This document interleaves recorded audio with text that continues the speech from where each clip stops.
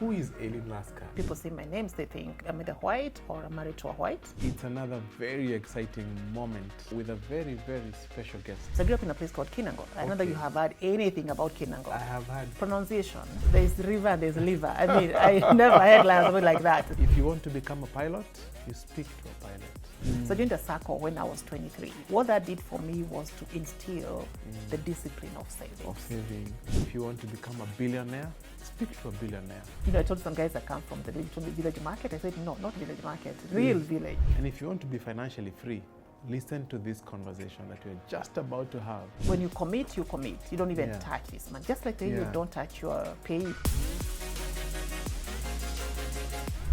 I like what you said. Financial independence or financial freedom is not equivalent to having excess resources. It's about aligning your priorities with your financial resources. Let's take it from there. Yeah. So you see, when we sat with you, Pius, and you broke down my needs, Yes. my priorities, and attached a monetary figure to it. Yeah. It stopped being a thing that was fluffy, and it became clear that I needed to actually put my resources in a certain way to be able to not retire and keep looking at the gates, you know, to see which child will bring me whatever they bring me. And that was powerful. The numbers stack. I'm not there, but the numbers stack. But then the power of commitment and follow through, that was the interesting bit. And I know that I told you this after I met you. My grandfather was still alive. And I remember going there, and I always noticed he had different calendars in his house. EABL, Barclays, Centum. So I was an investor with Centum, actually. And so I started seeing things now that I had not seen before. And I remember asking him, so Grandpa, tell me about all these calendars. And he told me, this is deep. He told me, I'm an investor in all these organizations. Wow. I bought shares because when I was young, when I was working, he was a tour driver. He told me, he met this Muzungu man who told him that he's traveling the world because he has put his finances in order. So he went and sold all the piece of land he had, including except where he lived, and put his money in near cash investments. Liquid investments. Yeah. And it was every time we went home, we kind of asked anyone for anything. And he's passed on at almost at 1992. Yeah, he never asked anybody for anything. You took him because he wanted to. You'd go and find, he has a biogas plant that he has just, you take you there and tell him, I established these, and now I'm cooking.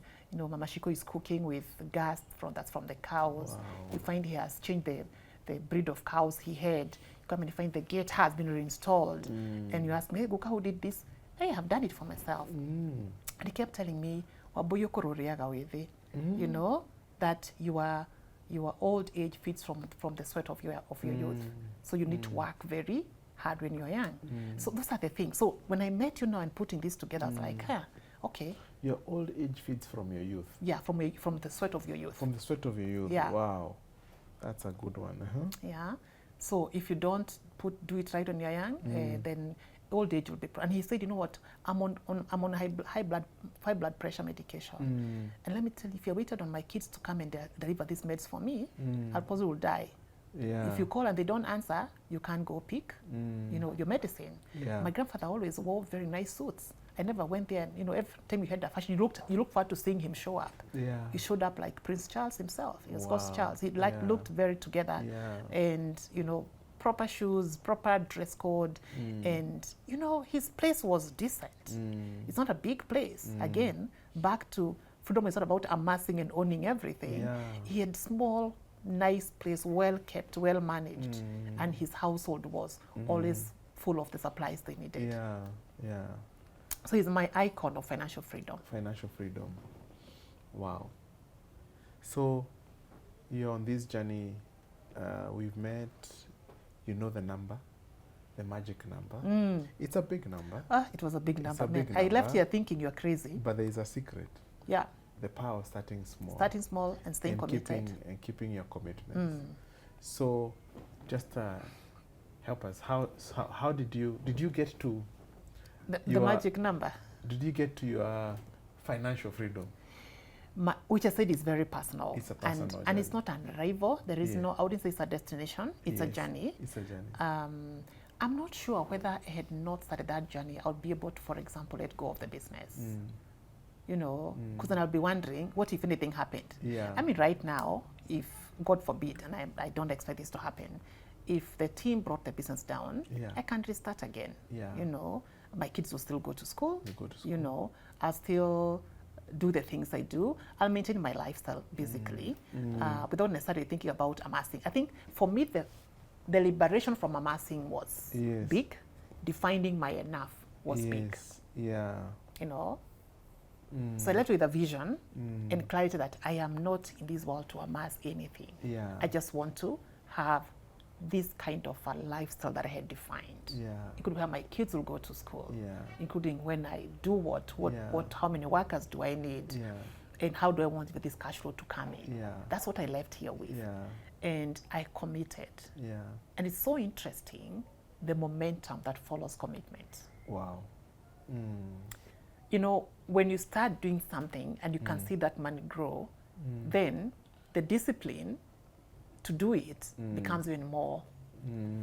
It's almost not a struggle. So I wouldn't say I'm at a point where that committing to that goal is a struggle anymore. Yeah. Because it's that I know what I need to do, Yeah. and have seen the wonderful output of my input. Yeah. So I don't struggle to keep committed to that cause anymore. Yeah. And I would also add something to do with the fact that other people don't have, again, to believe what you're doing. Interesting, along there, I've shared this with a lot of friends. You know, the example you did with me for 80 million house. And many of them have also disposed, you know, brought in maguta, you know. By the way, I never see property being advertised anymore. For whatever reason, I don't see it. Yeah. You know, I am not interested. And most people should not invest in property. It is okay. Yeah. But there are other ways. Or if you actually were disposing a property to actually attend to your medical needs, you can die as you wait. So it's okay if you have more than you need to in your cash flow, you can then invest in those forms. Yeah.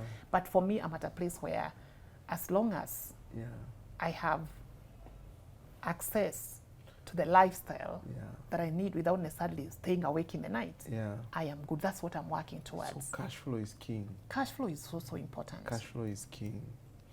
There are many people who own lots of stuff, but they're very poor from a cash flow perspective. I like what you said. Financial freedom is not a destination. It's a journey. But while you're on the journey, you can tell when you are in the zone of financial freedom. Something else that you said, and I hope no one misses this, is that your business, which you have been building for the last 17, 18 years, even if it was to go down today, your family would still be able to maintain the lifestyle that it is used to. And that's so powerful, because it means you are already in a zone of financial freedom. And then you've reminded me something that I used to say a while ago. Financial freedom is the ability and the confidence to start all over again. Because why is it freedom? We are not meant to be tied to material things. Exactly. We are not meant to be.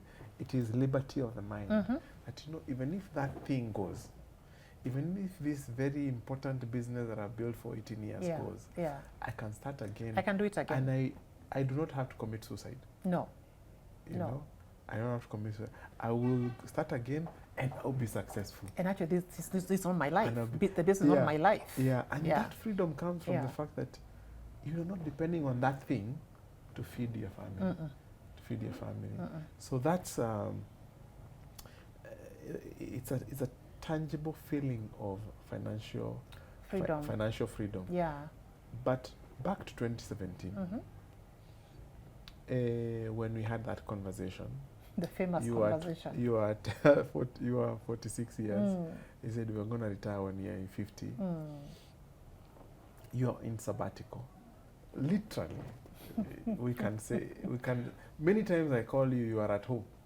Oh, yeah. Yeah. You know, I'm the one who has disrupted your day today that you have actually I had to come. wake up very early. Wake up very early to see me.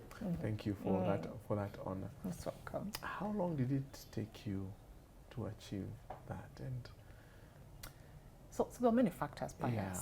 One of the factors was I worked very hard. Like I had no night, I had no day, I had no weekend. Before 2017? Well, Even after? actually when I was talking to you in 2017, I was entering burnout actually. Yeah. I started feeling like, man, I'm tired. I'm getting tired. I'm actually tired. My statement was, my kids say I used to land carrying my laptop and my bag, and I'm like, hi, Mom, how are you? I'm tired. You know, I was tired, bone tired actually. So it's very clear that this is not sustainable. That as one of your friends. Yeah. We would meet and tell me, Pius, I am tired. You know? So I think at time the conversation was also very timely. Maybe if you spoke to me about that, say 2012, I would have like, I still have a long way to go. Yeah. But I started actually coming to terms with the fact that I may wake up and not be able to do what I do. So if that day comes, what happens to my obligations? Yeah. What happens to me? So the timing of the conversation was very, very important.